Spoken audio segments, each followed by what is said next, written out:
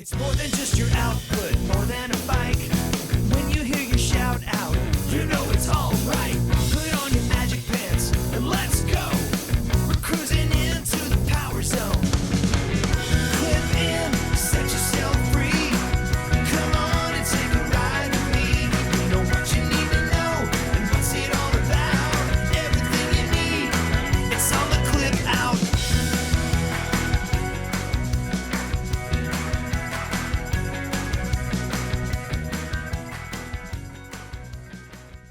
Welcome to the Clip Out, episode 349. This is Crystal O'Keefe. And this is Tom O'Keefe. Allow me to be the first one on the podcast to say happy anniversary. Happy anniversary to ourselves for our wedding. Yeah. Oh, yeah. It's not show related. Not show related. To each other. Yeah. 9 years. 9 years.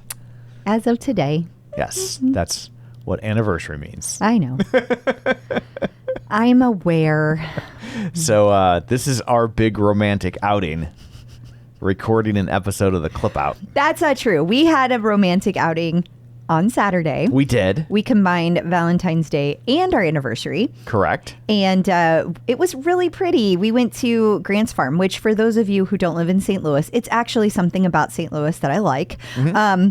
So where Grant's Farm is where Anheuser-Busch keeps the Clydesdales locally, but also it's a farm for lots of other animals. So they have all kinds of adorable animals. They've got llamas and alpacas and billy goats and butterflies and all sorts of things. It's delightful. And it was very special because they were having this special thing that you could have a Valentine's date in the carriage house. So we got to eat in the carriage house, which that's special. Like I've never been able to do that before. They usually just have like that main beer garden area. Yeah. That's it. So that was neat. Like a little secret, if you're in St. Louis, you go to Grant's Farm, you get free beer. That's true. Just one, but Just you do one. you get free beer. That's very true. So, but I think it used to be property owned by Ulysses S. Grant, I think, and then I believe that's true. And then they somehow the Bush family acquired it, and then they've ran it basically as a free kind of small zoo. For generations at this point. Yeah, it's really nice too if you just go visit, you go around the entire property in like their little tram and you get to see all the different animals and it's just really nice. It's a nice little area. Yeah, absolutely. So what pray tell, we got to do the other stuff before we get to the pray tells. Settle down. Remind people about the next book club. Yeah, this is going to be, first of all, it's going to take place on March 12th at 7 p.m. Central, 8 p.m. Eastern. We are reading The 5-Second Rule by Mel Robbins. This will be a lot of fun. Okay, the fastest way to change your life. Exactly. Okay, but apparently it all revolves around dropping food on the floor. Sure. We'll go with that. Okay, well, no need for me to read it then. I mean, know were you gonna anyway? Well, no, but okay. Now I all right, then. don't have to feel bad. Yeah. Or I can feel less not bad. I was like, you weren't going to feel bad. No, Let's be honest. Yeah. And we should also do our first bingo call out here. We should. Before we forget. Okay, so I made sure that we weren't going to forget this week. Did you notice how I did it this week? No, I don't notice things. Okay. Well, anyway, our first bingo call out is Logan Aldridge. Okay. Yeah. There you go. Yeah. So now, pray tell, what do you have in store for people this week? We're going to talk about this newest lawsuit win. We also we're going to kind of do an overview of Peloton and at the All-Star game. And we've got some other things to talk about. Dr. Jenn stops by. We talk about protecting your mental health during the gray days of winter, which some of us are still experiencing. We also have instructor news we need to hit. And of course, there's going to be an artist series, competitor news, and a lot of content to discuss and birthdays. Awesome. Well, before we get to all that, shameless plugs, don't forget we're available on Apple Podcasts, Spotify, iHeart, TuneIn, YouTube. Wherever you find a podcast, you can find us. While you're there, be sure and follow us so you never miss an episode. Maybe leave us a review. You can also find us on Facebook at facebook.com/ The Clip Out while you're there. Like the page, join the group. It's a great way to stay up to date on things throughout the week in between episodes. And you can also find us on Patreon at patreon.com/theclipout, where for $5 a month, you get bonus episodes, all the things that we didn't have time to get to in this episode. You will also get ad-free episodes of the main episode. And if we get it early, you get it early. And then, of course, all sorts of other things that we try to give you, like the book club and things like that. So, and some aspects are available for free. Like we don't charge for the book club. So if you want to go over there, there is a free level as well where you can partake in the book club and things like that, and it doesn't cost you a dime. So it's just a nice little way to support the show if that's your jam and you have the means. Also, you can watch all of these episodes over on YouTube at youtube.com/theclipout. So, oh yeah, and our newsletter at theclipout.com. You can sign up for that there, get the links and stuff sent right to you. So there. Now I think I'm done. Let's dig in, shall we? We shall. Peloton in the news. So Peloton has all sorts of NBA stuff planned again this year. Not planned. It already happened. It babe. already happened because Yeah. it's sports. Yeah. And so it's news to me. Yeah. Did the Harlem Globetrotters show up? No. Oh, then it's not an all-star game. Well, if they did, it wasn't in Peloton's feed, so It's a damn dirty lie. The Globetrotters aren't there. Doesn't all the count. stars aren't there. What about the computer who wore tennis shoes? Was he there? no. Oh, I don't know about calling this an all-star game. I'm getting very skeptical. What about the fish who saved Philadelphia? What? Yeah, I know. I think there needs to be a class action lawsuit. Are you actually watching this video right now?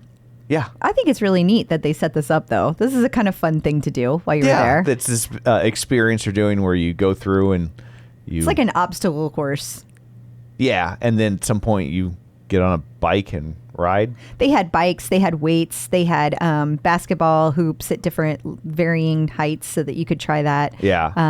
I know that guy right there is somebody famous because they had a Peloton tryout for him. I can tell you right now, he's not a Harlem Globetrotter. That's true. That's true. And then let's see. Rad Lopez, Kirsten Ferguson, and Tunde were all at the All-Star game. They were not participating in the game, but they participated in all kinds of fun things like this particular video we were seeing. There's Yes, Tunde. there's Tunde now. Yes, and then they also got to hang out with some famous people, and Well, they are famous people. some other famous people. It's like famous people got to hang out with them. That's how it true. works for Peloton these That's days. true. That's a very good point. Yeah, you got a good point there. So It's funny because, like, as a Peloton podcast, I'm just like, this lady just blew right by Tunde. Yeah, I was just like, well, what do she you- stopped. Yeah, but I'm just like, she's a bigger deal. You should stop longer, lady. It's true. Yeah. It's true. And then they also Peloton's like names and branding was all over everything in the event station, which is pretty cool It as is well. very branded. Yes. That is for sure. Are you hitting up the other I am. link? That's where I'm heading right now. Yeah. So here, and then Kirsten and Tunde. yes, there we go. They're in front of the step and repeat. Here's the fancy slow-mo. Yeah. Yeah. So and then Brad posted from there as well. Yeah. So if you dig basketball and Peloton, this is for you. For sure. For sure. If you can't tell, we're not those people, but that's okay. That's okay. I'm glad it's there for the people that do love it. I really am. For sure. So the Peloton app got a bit of a refresh for Apple users. So this is what it used to look like. Okay. And now today we have, I opened up my screen. I was like, ooh, pretty. It's just fresh and new. It's like the graphics have like this, they're brighter, number one. And where you hit the start button is like, you can see through it. So it's transparent. Right. So it gives us this very nice, fresh, clean look compared to what it looked like before. The squares are bigger. I was like, are you sure that this is a refresh and you didn't just increase the font on your phone? It's a fair question, but this particular one is my phone. The other one is somebody else's phone. Like Okay. they look very different. Like notice how they're like rectangles, they're dark, like and the writing kind of takes up the whole screen. Like they've completely redone it. Yes. I think it looks a lot better. It's very subtle, but it's just a really nice change. Just really nice. It's very pretty. Somebody was like, this did not even register that this was a thing. That's fair. I never noticed stuff like this. I think it was the see-through buttons that got me. That's really the only reason I noticed this. I think it's nice. They took away what the class is classified as, which I think is smart because, like on this one, it's like a 30-minute Valentine's Day walk under walking. Oh, no shit. Okay, what's this 10-minute happiness meditation? Checks notes. Oh, it's a meditation.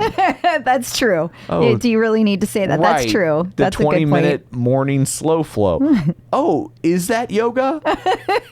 How about that? So yeah, like that was I mean, in 99% of cases, it's going to restate what's already in the title of the class. So. Also, if you looked closely, Tom, you could tell that this was my screen because Susie Chan's all over it. Yes, I did notice that it was all Susie Chan. I was like, is the refresh that just everyone gets recommended Susie Chan? Is that what they're doing now?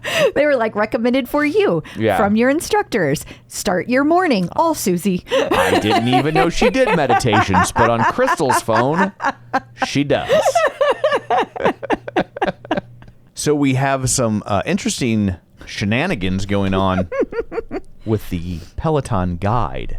Yeah, it was interesting that the over on the guide website this week, they had a sale, and it was for the starter package.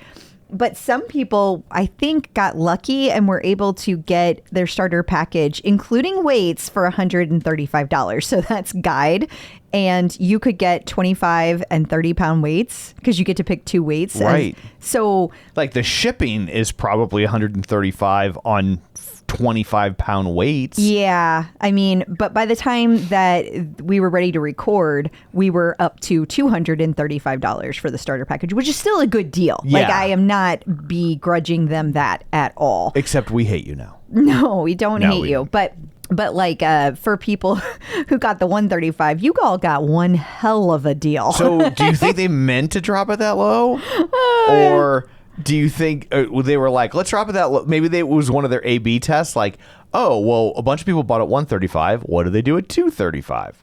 Well, I don't know. That totally could be, how Barry likes his A/B tests. It also could be somebody posted the wrong amount. I don't know. I was kind of wondering that too, that was just fat fingers, and it was like, whoops. I was supposed to take off 300. I took off 200, or other way around. Yeah. I mean, that's pretty easy to do. So I don't know. I don't know what caused it or if it was on purpose, but consider it a flash sale for those of you who got the 135 deal. Yeah. But as of this recording, it's still $235, which is $200 off. Which is still a great deal. It's not nothing. I mean, those weights, again, just buying the weights and the shipping on the weights, like that's worth it right there. Yeah, like they definitely, like if you're on the fence about the guide, they definitely like adjust the price enough that I can see people going, okay. Honestly, yeah, it's you good. got me, especially at 135. Yeah, this is a no-brainer. You can't afford not to. Yeah.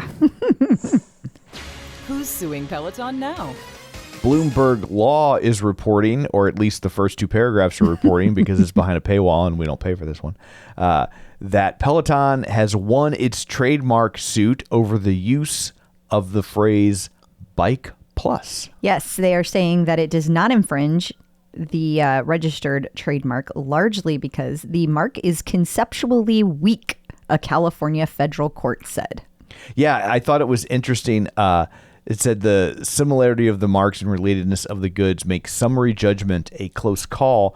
But, and I really liked this aspect of why they ended up winning, is that I guess apparently the other company had not, it says, meaningfully marketed its usage of Bike Plus in years, which is good. Like there are so many different businesses and things out there at this point that people have started and then they fall by the wayside, and then somebody starts something up and they're like, hey, and they're not even realizing that it's the same name, and then now they're suing them because someone is using something that they used to utilize, but no longer does. And that just irritates the living hell out of me. I mean, we ran into that problem when we were trying to come up with a name for the show.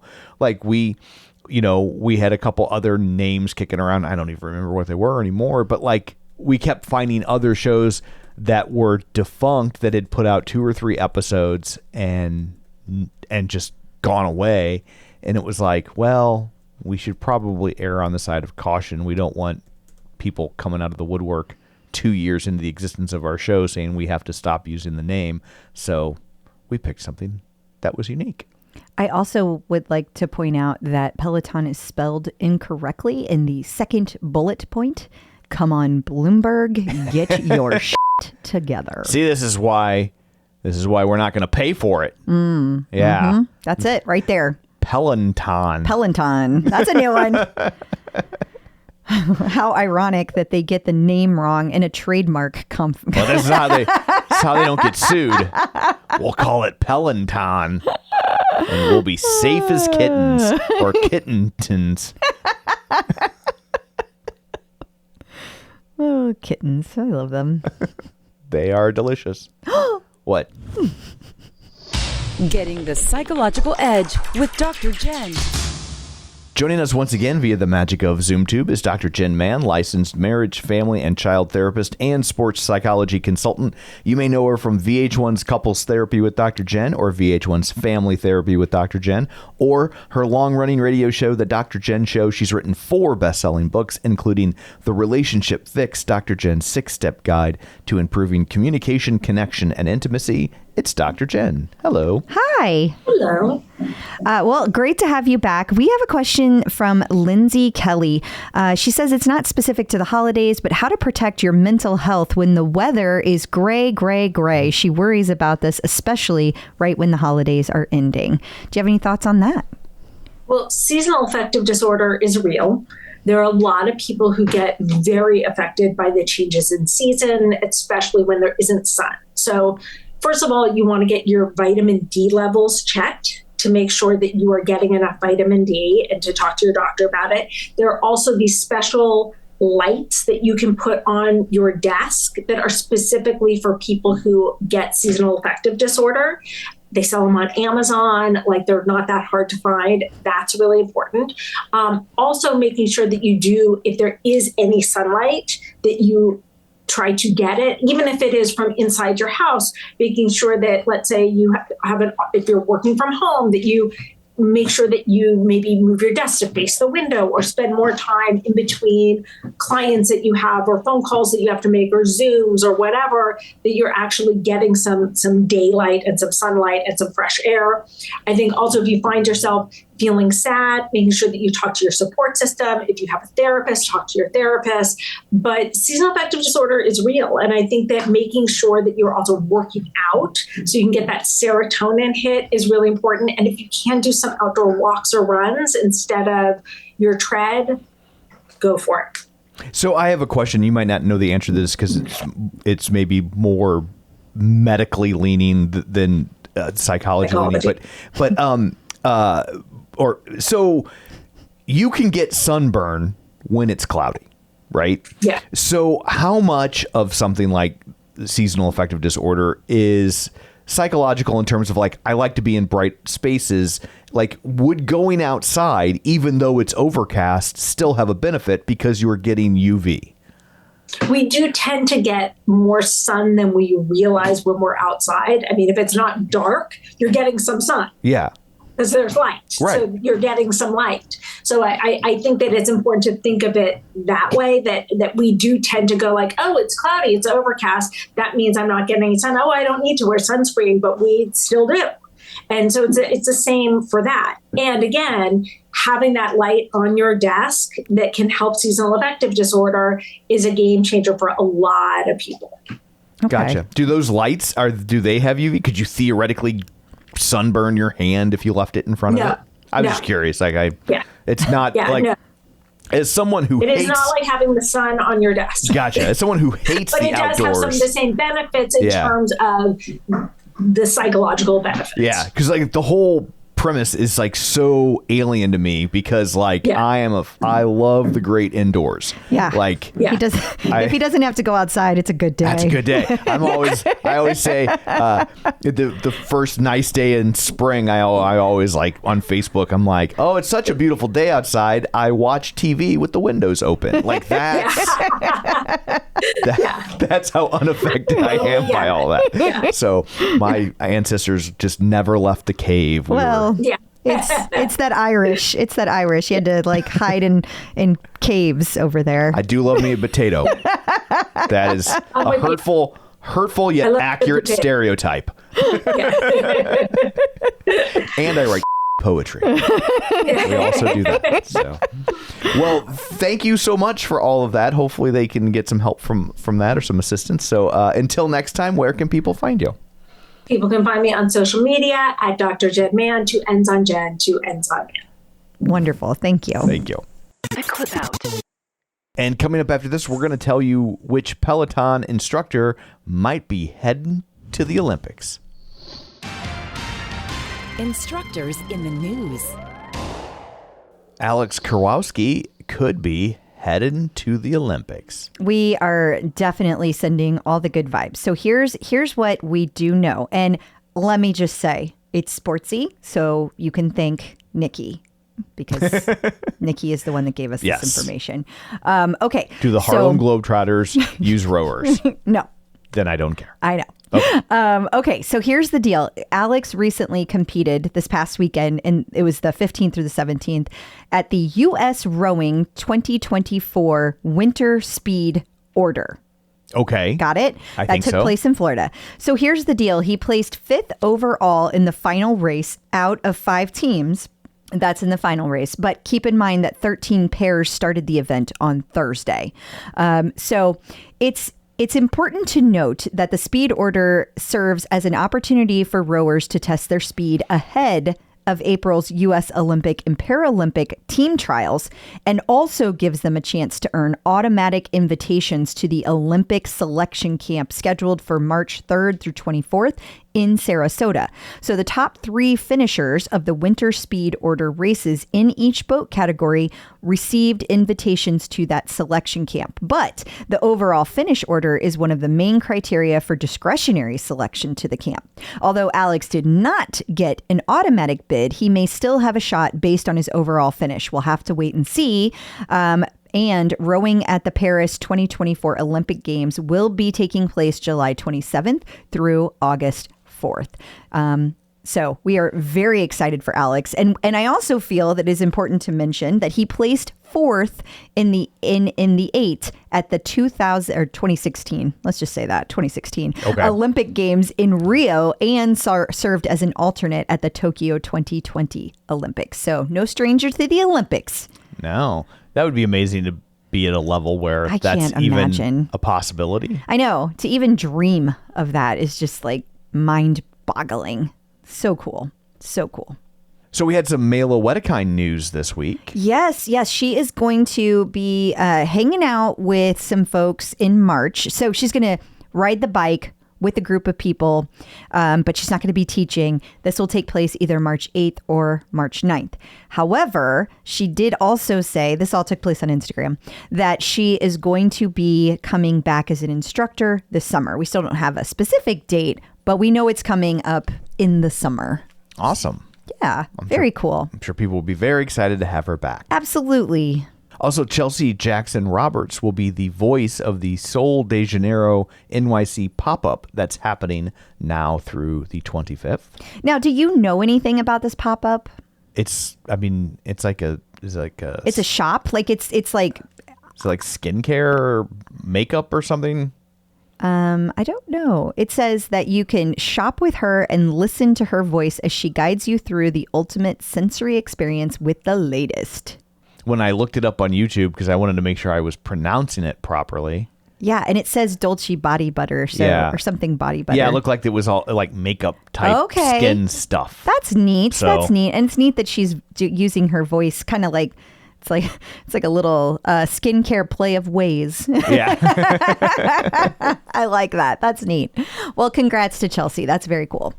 Also, Rebecca Kennedy has a new partnership.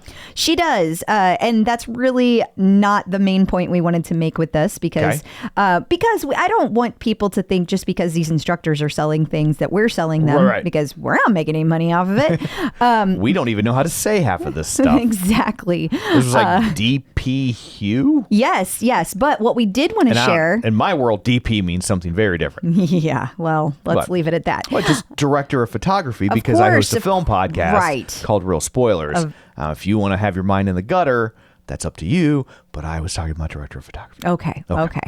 Well, at any rate, Rebecca Kennedy went on Instagram and she also had 10 really good tips for how to keep your hair healthy. And they're all like not only keeping your hair healthy, but also growing your hair. Yeah. And they were actually really good tips. So we wanted to make sure to call this out because anybody can use these, whether you're using this product or not. So definitely wanted to make sure people saw that. I will be sure to put these to use ASAP. Cannot wait. I bet. Yes. Come back next week. I'll look like Dennis Morton circa 2018. Also, we should point out that Jess King is celebrating 10 years with Peloton. Yes, I can't believe all the 10 years we're hitting this year, starting with Jen Sherman. It's just like they just keep coming. Yes, they do. So congrats to Jess King on 10 years. Peloton Celebrity Sightings. We have another, what I think is a first-time celebrity sighting. I think it is. Yeah, it is Mark Zuckerberg. Yes, and thank you, Mia Batol, for putting that in the clip out group. Absolutely. But yeah, so he was running and he said it was his first time running since the surgery and he is clearly on a Peloton tread. It's a Tread Plus, right? Tread Plus. Yeah.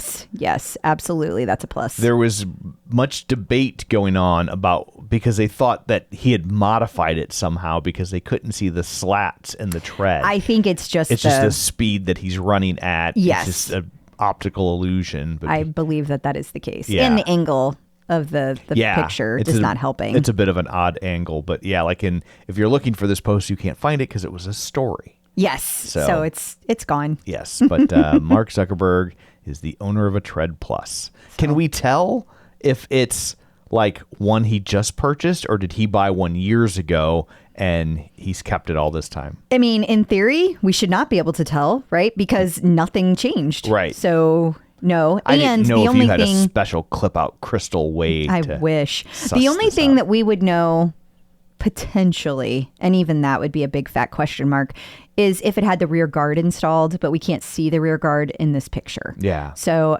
but even that would still be a question mark because, like, in theory, they're supposed to come put one on mine. I was supposed to get it in December. Yeah. It's February. Whatevs. And don't the new ones come with a rear Yes, guard? So yes. they would look the same anyway, wouldn't they? That's why I said it would be Yeah. a question mark. Gotcha. That was my whole point. But in theory, though, because not everybody's has been installed yet, Right, you if- might be able to make If he has a rear guard, it tells us nothing. If he doesn't, then it's an indicator. precisely. Or he just is the kind of guy that likes to live on the edge. Yeah. And he's like, I'm taking that rear guard off, he man. ripped it off the second they I'm left. all UFC now. I don't need a rear guard. You just reminded me with UFC. I could not see it in the picture very well, but last week, what was that idiot that got all mad and said he was going to take all the Pelotons out Yeah, of the the UFC? guy that's like the head of UFC. I don't even know his name. I don't 'cause know. Sports. He's an idiot. That is my opinion. He's an alleged idiot. But he showed a picture of his little home gym. Right. And somebody said there was Peloton in there. Now, I could not spot the Peloton, but there absolutely were bikes that looked like Pelotons. They were absolutely not echelons. So, take that where you will. But I just thought it was funny. That is funny. Oh. It's kind of like when they caught Kid Rock drinking a Bud Light. Oh, Kid Rock. You scamp. Yeah. Can you call him Kid Rock anymore? I don't. Middle-aged Rock doesn't sound. It does not have the same ring. Yeah. But he is no longer a kid. And he'll never be classic rock. He will not. Did have some good songs, though. Oh, should I should I share Kid Rock story on the in bonus this week? Okay, let's do it. Marry up to the Green Day story. Yeah. Okay. I will share a Kid Rock story in the bonus. And coming up after this, we will tell you who the latest artist series spotlights. Spoiler alert, not Kid Rock. Peloton artist collaborations. The latest artist series features Nicki Minaj. See, they give me one I love. They give me one I'm not too excited Your about. favorite. Her voice is like nails on a chalkboard deal. Only that one thing she does. Like, I don't know. I don't like it. Yeah. I don't like it. You're always like, oh. Yeah. And like people love her, man. I know. I mean, again, this is one of those things where it's like, clearly I am in the minority when it comes to liking her. Yeah. And like, if I don't hear that like bridge or whatever it is, like I'm okay. But like, you know how spoken word is in songs to you, how it grates? Like, I hate when people talk in a song. It drives you nuts. It's a song. You get so mad. Oh my God, it's the worst. And then you don't really hear it much anymore. You heard it in oldies. The Monkees have a song. The Monkees have one song where Davey talks the whole song. It's called The Day We Fell in Love. And it is like just cringe inducing. It's so bad. And I hate when they talk in songs. Anyway, you were saying? Oh, yeah, I was talking.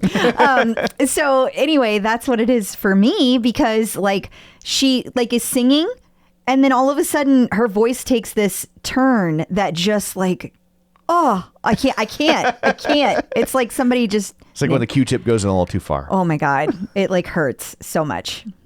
But there's a lot of classes. People love her. This will be insanely popular. Yes, it will.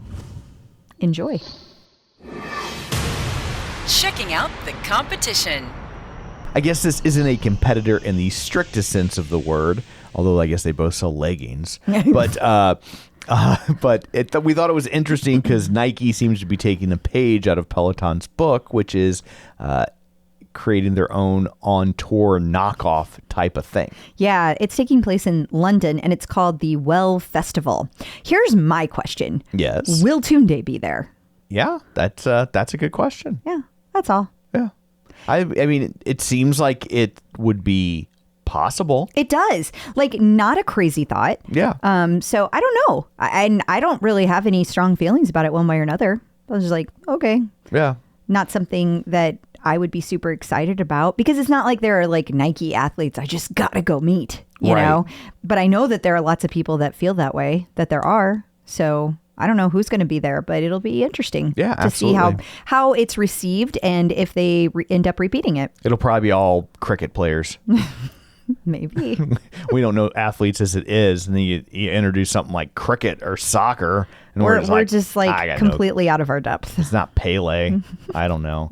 And I can't even name a cricket player. Like, I can at least name a soccer player. One time when I was the Beckham guy. I know the Beckham guy. Oh, yeah. One time in physical therapy, whenever I was recovering from my little accident last year, I was watching a cricket game because they had it on. And no one in the building, not one person understood a thing happening on that screen. Like, everyone was like, wait, is that good? Wait, hold on. I think that's good. Like, that's how it went every single play. It was so confusing. So, you know, I can name a soccer player's wife because of that documentary we just watched. Holy cow, that was so good. Yeah. That documentary was better than it had any right to be. Yeah, especially because it was about nothing we knew. We didn't know any of these people, but it's on Hulu, and it was, what was it called? Colleen. But that's her name. Oh. But the subtitle was like the Wagatha scandal. Yeah, and, something about Wagatha. And I guess she had a private Instagram, and she was posting things. She's a famous footballer's wife, and there was someone who was stealing her private Instagram things and selling them to the tabloids, and she outs them maybe, and then they end up suing her for slander, and it's a whole, like, it is a roller coaster ride about people I had never heard of before I hit play. And it was delightful. Man, we were sucked in. We watched it all in one We did. day. It's 3 episodes, but we pounded through them. We were like, we have to see what's going to happen. So even if you don't like or have heard of any of the people involved, totally worth your time. Yes. Yes, it is. And we apologize to our UK listeners that are right now like, well, no Yeah, that's a dumb old story. I know, Yeah. but we didn't know. We It's didn't know us. that story. Yeah. That's the kind of stuff you got to tell us about. I know. Give us a heads up. New content. So before we began recording this segment, Crystal gave me a look. I was surprised you actually caught it. A look that says, you better not forget to have me do the bingo call out here. I think all I did was go, Oh, it was not as friendly No. as you just did in front of people. let me try this. Is that better? Yeah, but that's like fake. Yeah, I don't know how to Mad. do it. It just happens. Oh, it happens. I assure you, it happens. I have been told I have a very loud face. That you do. Okay, bingo number 2 is a Sol Aryan. So that is one of our German instructors. So if you have your German filters not on yet, you definitely need to put the old German filter on. Also, somebody gave us, you're going to be hearing this episode coming up soon. I don't want to spoil it, but it was a great idea. So I just feel like I need to share it with everyone. If you want to take classes that are not in English, a great little thing that you can do is pull up Google Translate and have it open in front of you while you're taking the class. Like, oh, mind blowing. Love it. So excited about that tip. There we go. So it is time for the TCO Top 5, where you tell us what your favorite classes are, and then we share them with the class so people can maybe discover new things. So we will start with your favorite Peloton 2-for-1 walk run. Well, this was my favorite. I Okay. can't believe I got put at the top here. Oh, well, it is your show. Well, it was the 2-for-1 walk and run with Jocelyn and Susie. Took place on February 13th, Galentine's Day. And I said that I loved hearing the story of how Jocelyn and Susie met and became friends. I especially loved they had not known each other for years, but instead clicked instantly once they both started working at Peloton.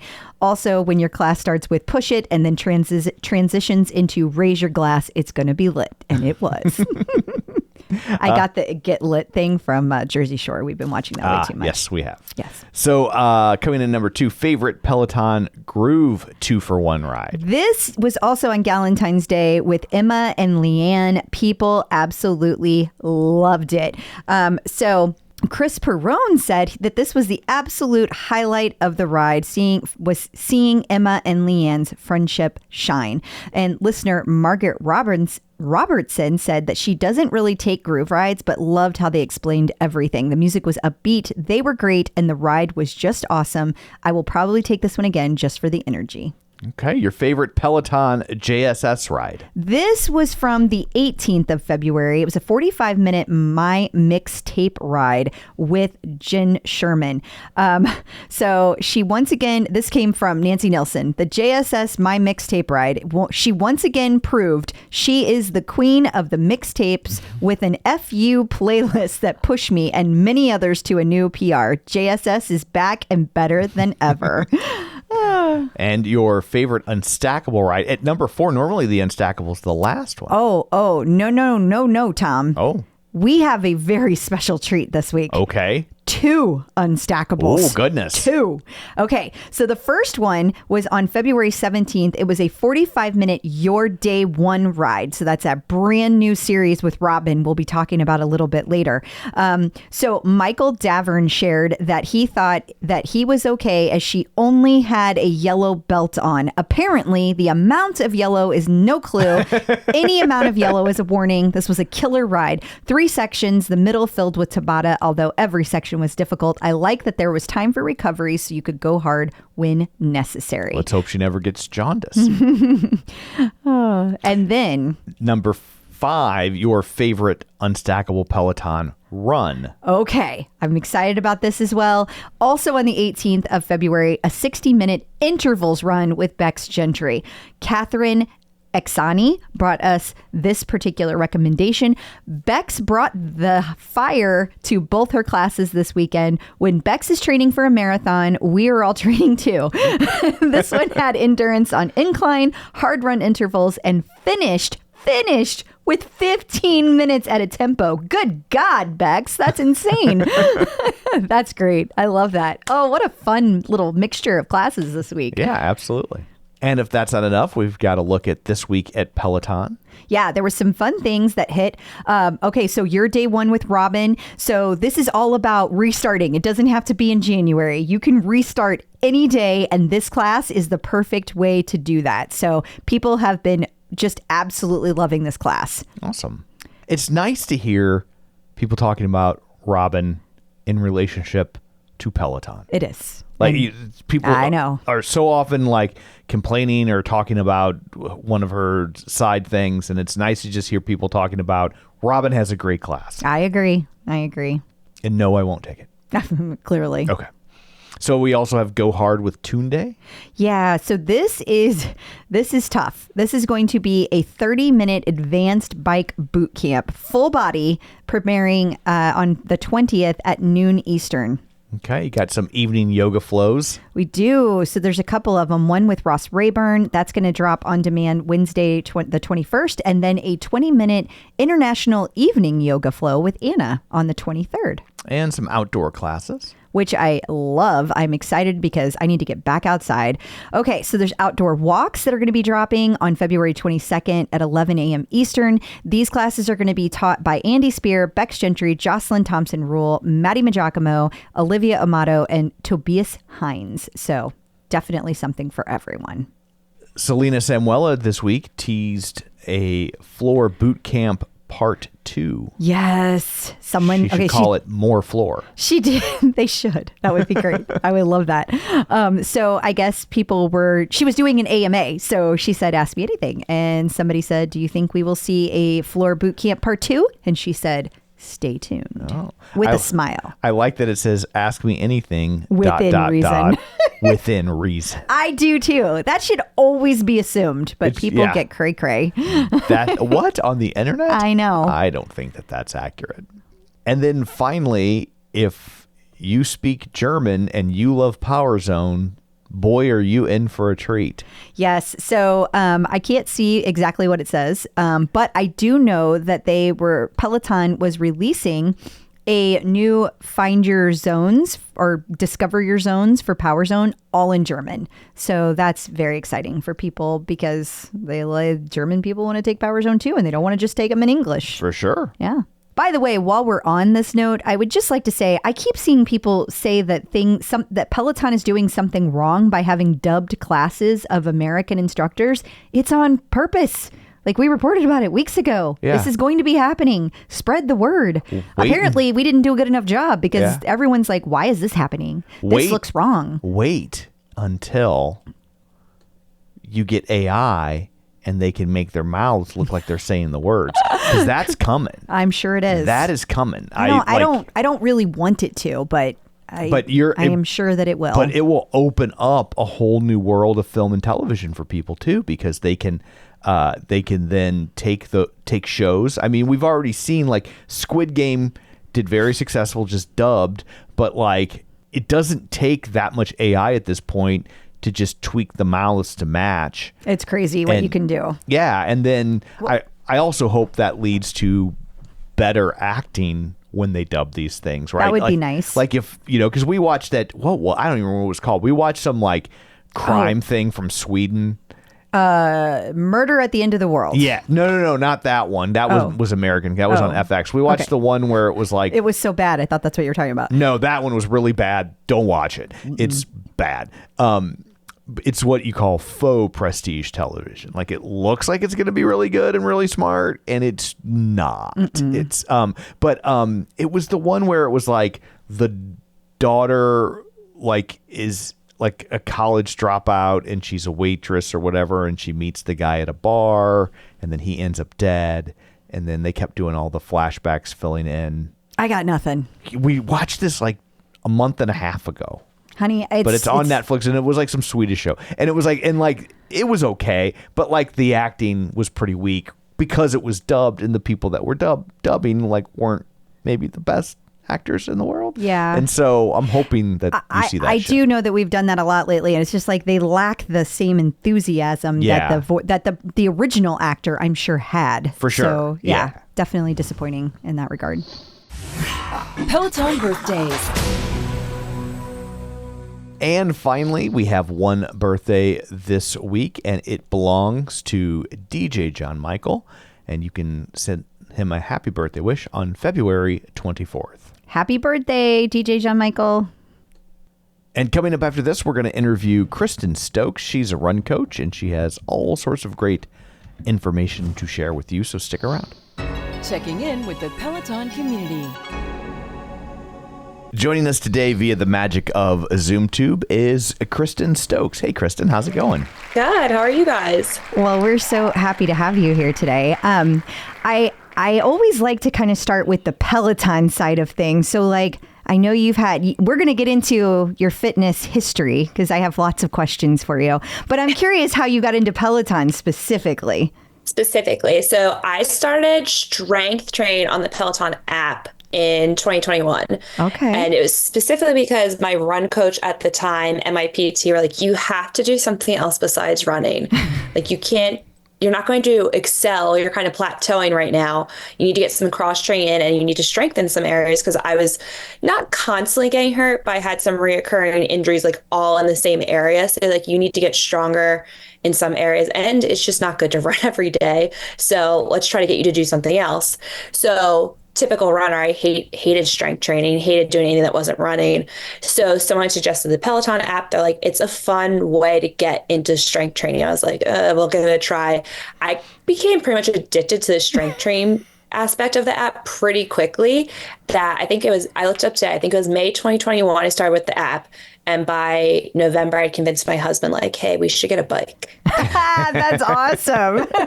And then we got the bike. And then from there on, it's like kind of just been in my training cycle as either, a different way to train that day, keep up on strength training. And then it was huge for me when I was pregnant in 2022.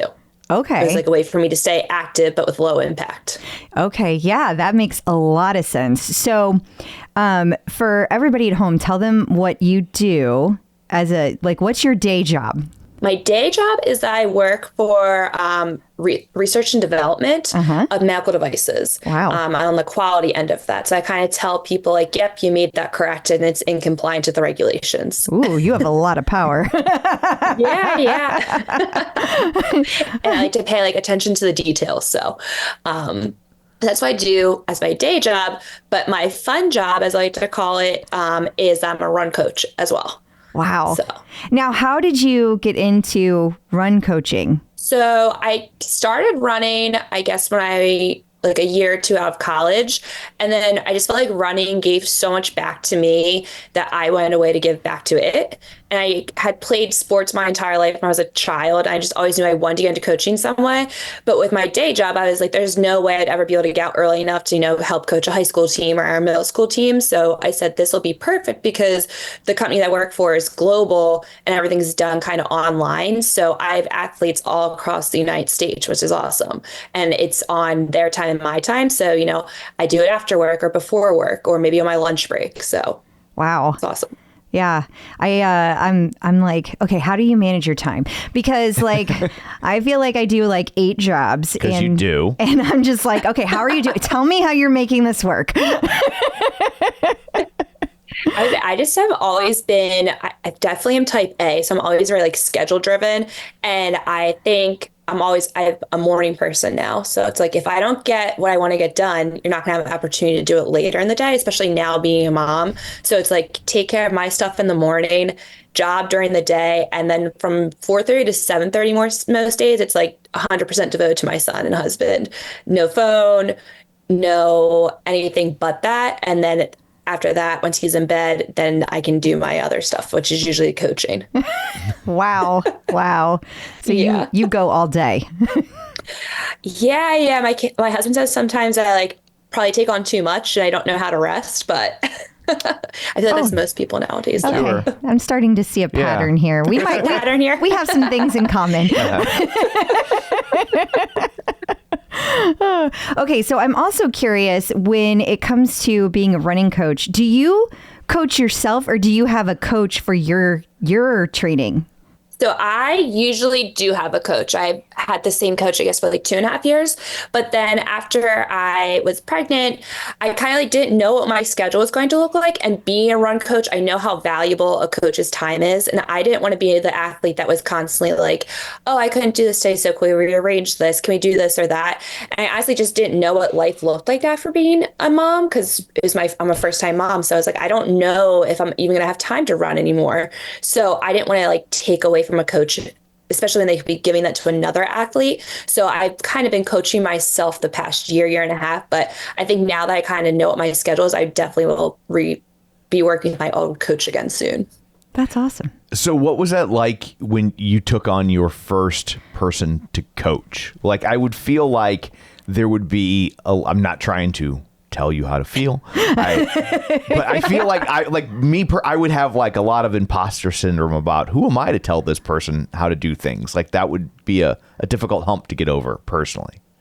Absolutely. I think what I did prior to becoming a coach is, so I took a course and I did a lot of reading after that course too. Because I feel like the big thing on social media right now is like everyone can be a coach. Everyone can be, tell you what to eat, tell you what to do. And I feel like that's definitely like not the right way to do it.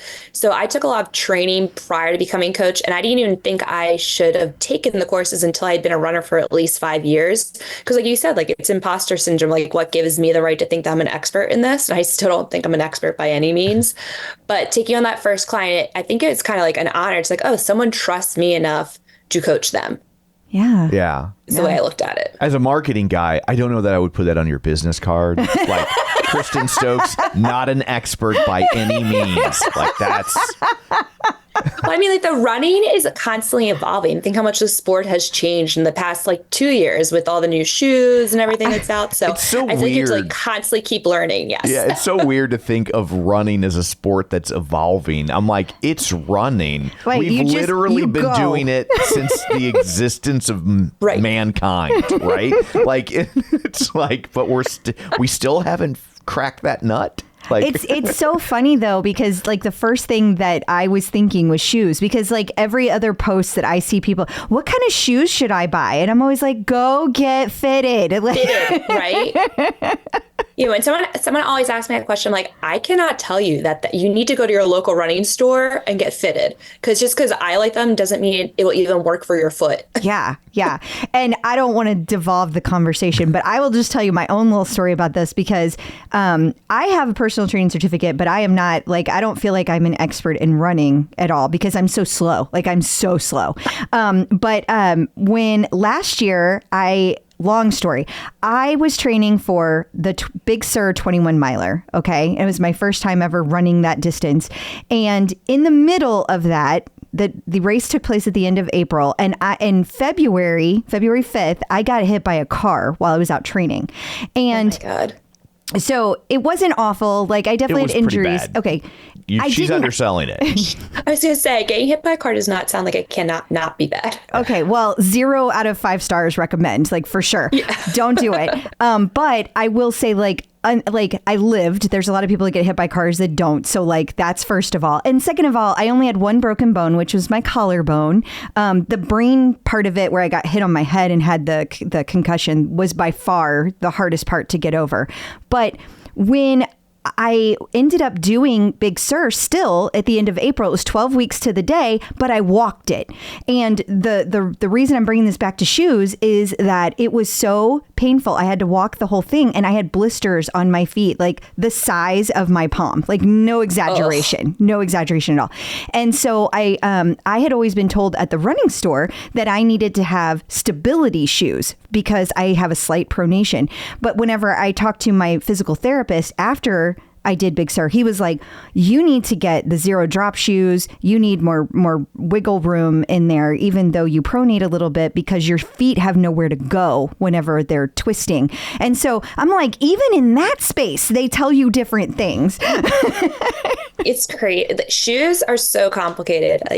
And even like between the carbon plates, what kind of foam it has, it's just never ending. It is. You're absolutely right. And I always get jealous because I love the cute shoes and I never get the cute shoes. Like I never am allowed to get the cute shoes. They're like, oh, your kind of feet, they're over there. There, you get these two. Yeah, the 3 little models over there that look like they haven't me. been updated in about 10 years yet. That's me every Would you time. like white, black, or white and black? Gray, just all the boring neutral colors. They usually look not that nice either. Yeah, exactly. Those are my shoes. Yeah. Okay, sorry. I feel you. I have very big feet, so it's usually like, we didn't get many in your size, so whatever's left over there is what you get. Oh, man. We all just need cute, tiny feet that just are perfectly straight. It's like when you wear an odd size. I have the same issue because I'm short. Yeah, that's... It's like it's either going to be really expensive, they're not going to have it, or it'll be on clearance because nobody wanted it. That's so true. There's no in between. It's like jeans are either going to cost me $200 or $8. Yeah. Always hoping for the ones on sale. Yes. Okay, so now that you have a bike and you do the strength training, but you also still run, do you ever take the running classes on Peloton? So I have a few times. I like the outdoors ones a lot. And then the ones I have taken for running are Adrian's. I feel like I take his when I'm like, oh, I really want to like punish myself today or do something outside my comfort zone. Because I swear, even the ones where he's like, oh, this one isn't going to be too bad. I'm like, this is bad still. Like for someone who runs quite often, I'm still struggling a little bit. And you know what? How reassuring is that to hear for people who are like new to running and they always think, because like that's another thing I always see people say, like, well, he said to go this speed and I can't go that speed. And then they think they're failing, you know? Yeah, I always tell people, especially as a running coach, my big thing is the effort aspect of it. So even when I'm prescribing workouts, like some of my athletes might come back and say, like, I didn't hit the prescribed paces. I always say, like, well, how did it feel? Did it feel hard? Because as long as the effort's there for me, that's the big important piece. So to your point, too, if you're not hitting the exact number that they're prescribing that you're running at, that's fine as long as you're putting the effort in, because it's still developing endurance and helping you as your overall running fitness. What are your thoughts on, I am totally going off script here. This is a question out of the blue. But I hear a lot of people talk about when they're starting to run. And I guess this is really a selfish question for me. But right now I'm really trying to work on improving my pace. And like I am working with this company. They have like this VO2 master that you can do like testing. And I love it because it's able to like see the improvements over time. But they're really big into like, but you got to do the heart rate training. So I have to slow down. I have to like really go slow. So in theory, longer term, I'm going to go faster. But I know some people will be like, okay, whenever you want to go faster, you got to go faster. Like to be faster, you have to be faster. What are your thoughts on all of that? There's not really a question. I personally, that's a loaded question. Yeah. So I Turn that into a question and answer. Yeah, right. I have never done heart rate training myself. I've like looked at my heart rate on my watch and stuff like that, but I've never dove into it deeply because I honestly just feel like with a lot of the smartwatches, unless you're getting a chest strap or some other type of heart rate monitor, they're not very accurate. So it's typically why I don't do my athletes to heart rate either. But to your point, my big thing is you need to have variety in your training plan. So you need to do easy days. And when I say easy, you have to run them easy. It should be at a pace that's significantly slower than what you would be just to go out on a normal day or a speed workout. And it's catered to your pace. What might be easy to someone else may not be easy for you. So you have to take that into consideration as well.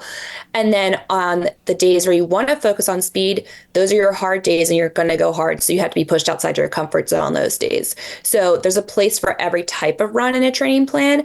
And that's why I think a lot of time when people plateau or don't feel like they're making improvements is they either did too much way too fast and their body not giving their body enough time to recover, or they're just kind of doing the same thing every day. Like if they want to run at 8:30 pace and they're telling me, oh, I run 7 days a week at 8:30 pace, but I can't hold it during races. It's like, well, you're not really giving your body any variety. That makes a lot of sense. Yeah, definitely. What is your proudest or most memorable moment from a running standpoint? Oh. Ooh. So like, I feel like the typical runner response would be when I qualified for Boston a few times. But I think the one that I am most proud of to this day is, I think there's two now. Sorry, it's just first one. one being It's just one. You can just one. Yeah. Okay. That when I complete a 50 miler, and that's something I thought I would never do because I'm a true road runner. I don't want anything to do with the trails. I'm too clumsy. I feel like I'm constantly looking down the whole time. It's supposed to be relaxing. I feel like I get anxious because I'm constantly like, I'm going to fall. Like that tree just jumped out at me. That's how I always feel on the trails. But during COVID, someone that I met on Instagram actually was like, would you want to do this race with me? It's a 50 miler. I'm thinking, oh, I don't know. That seems really, really hard for someone that's never really done ultra before. But I was like, you know what, if there's ever time to do it, let's do it during COVID because I'm not driving into the office. So I'm at home. So I can just go out the door. And as soon as I'm done work, I don't have to worry about, the drive home or anything like that. So I have more time on my hands. I didn't have my son at that point. So it was like really just me and my husband. So I was like, all right, let's do this. And I did 50 miles. Wow. And I still to say, like, I remember showing up to that race thinking like, there's a pretty good chance I don't finish this. I told my husband that too. I was like, you need to, and because of COVID, he could only be at like 1 or 2 spots. Usually they can be like at least 10 places on the trail. So I was like, at some point, like, I may need you to come get me somewhere. Because that's like honestly how unsure I was that I was going to finish. Like I put the training in, but it was just something I'd never explored before. So I was very nervous. So that's definitely a proud moment for me. For sure. Yeah. And what's the other one? The other one is this past year at Philadelphia Marathon. That was my big postpartum marathon. That was like it was my second one, but it was the one where I just felt so strong. I was like, this is what I've been training for the past year. And it just is, I had never felt that good in over 5 years. I was like, this is what I need to show that I'm still, if not better, a better runner after becoming a mom. And I needed that. I think like every mom needs that reassurance that you didn't lose everything after becoming a mom. Heck yeah. Yeah, that's amazing. What was that like kind of coming back to running? Was that, I feel like I didn't exercise a lot before. That was, I had a daughter when she's now 17. So it was a long time ago. You had a daughter when she was 0. Yeah. Because that's how birth She works. knows what I mean. Okay.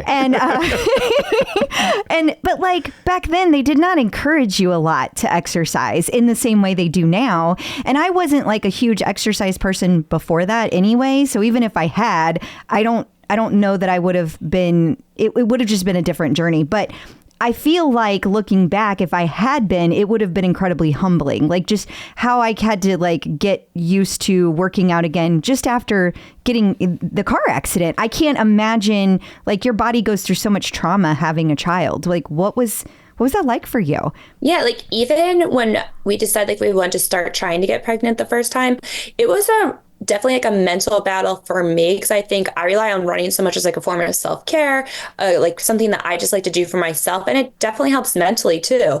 So I think it was like, okay, I had this terrible thought, like I'm giving this up. When in reality, it should be like, no, running will always be here. So I was like the first hurdle to get over.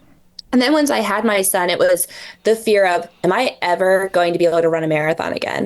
And it wasn't even just the physical aspect. It was just like, am I ever going to have time to train for that again? Because I like truly love running, and everyone that knows me, like that's a big part of my life. So it's like, if I don't get that back, like, who am I? Like you kind of like go through an identity crisis. But then I think I started to learn like, okay, like don't compare yourself to that runner that you were. Use this as a way to be like a whole new runner. And I kind of did that with everything. Everything was a PR. Every time I did a longer distance, it was like, this is the longest I've run postpartum. And every race I ran after that was, this is a PR because this is my new chapter as a runner. Oh, I love that. A PPPR. Yeah, there you go. Yes. Has that changed the way you coach others? I think so, because I think like just what you said, like it doesn't even just have to be like if you become a parent, or it's if you're coming back from an injury. I think a lot of the times, or someone who's just getting back into running, like I have a few clients right now that, took a break from running and they're coming back. And a lot of times they'll say like, this is so hard. Like I'm never going to be the runner I used to be. I kind of just tell them like, take a step back, use this as your new chapter. Let's not worry about the past. If you spend all this time dwelling on the past, you're not going to be able to move forward at all and become someone that could be even better than you were before. Oh, I love that. Absolutely. So what is your leaderboard name? It's K_Stokes 829. just seeing my Instagram because I was not very creative at the time. I didn't realize when I joined Peloton, like that the leaderboard names were like, you should be creative and pick something fun. And then by the time I got the bike, I was like, I'm just keeping this one. Well, that's too much effort. Too much effort. Yeah. Well, then I was like, I don't know what it'll be. It's a lot of pressure. Right? I hear them sometimes on the rides. I'm like, oh, that person's so creative.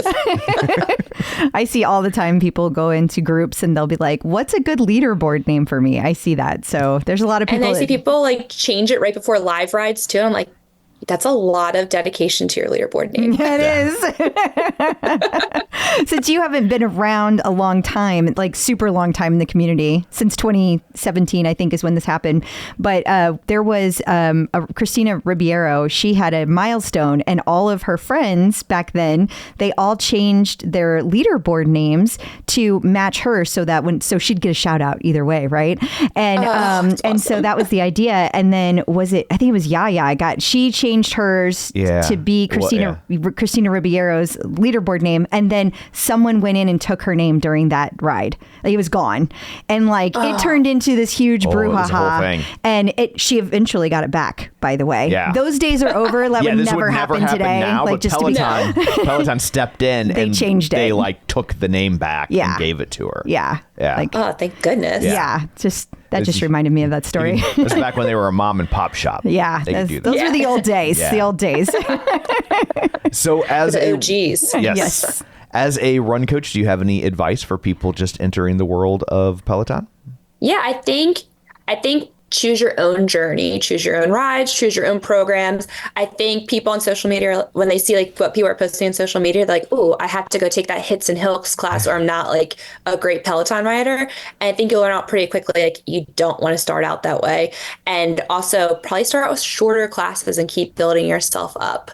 It's like my husband's getting back into his fitness journey and he's using the bike now too. And he tried to start with a 30-minute ride. And I was like, why? I was like, you're gonna number one, you're gonna be so sore when you're done. I was like, just start with something simple. I was like, and then it's just get consistency and then just keep building upon it. Natural coach right there. Yes. Yeah. Yes. I love that. Awesome. Who's your favorite coach? On Peloton, oh my God, it's so hard. So I kind of have them for strength. I love Callie and Adrian. There's just something about them. I was never into strength training. Those two can make me want to stay down there all day in our pain cave, doing strength training. And then for the bike, I love Robin, a big Bradley Rose fan. And then I'm trying to think who else that I really enjoy. Emma Lovewell too. Very nice. Awesome. Well, thank you so much for taking time out of your day to join us. We greatly appreciate it. You just told everybody where to find you. Normally ask that here, but you did it. So I will skip that part. But unless you want to tell people where to find you for coaching or anything else. Yeah. So I work for True Potential Running, and you just find us by typing into Google just True Potential Running, and then we'll all come up there. And there's, I think, 6 coaches now. And then we also have a strength coach and a nutrition coach as well. Very nice. Make it a very well-rounded program. For sure. You need to be. You do. Yeah. You do, for sure. It's not just a one thing that you do to get good at something like that. Yes, exactly. And someone who actually knows what they're doing in each of those areas. Absolutely. So, amen. Well, thank you so much for joining us. We greatly appreciate it. Yes, we do. And thank you for having me. It was a lot of fun. So I guess that brings this episode to a close. Until next week, where can people find you? People can find me on Facebook at facebook.com/Crystal D. O'Keefe. They can find me on all the socials and the Peloton leaderboard at ClipOutCrystal. And you can find me on Twitter at Roger Kubert or on Facebook at facebook.com/Tom O'Keefe. You can find the show online at facebook.com/theclipout. While you're there, like the page, join the group. Don't forget our Patreon, where for $5 a month you get all sorts of bonus content like the things we couldn't fit in this week's episode, including my Kid Rock story. And you also get ad-free episodes, and if we get them early, you get them early. So that's it for this one. Thanks for tuning in, and until next time, keep pedaling and running and rowing.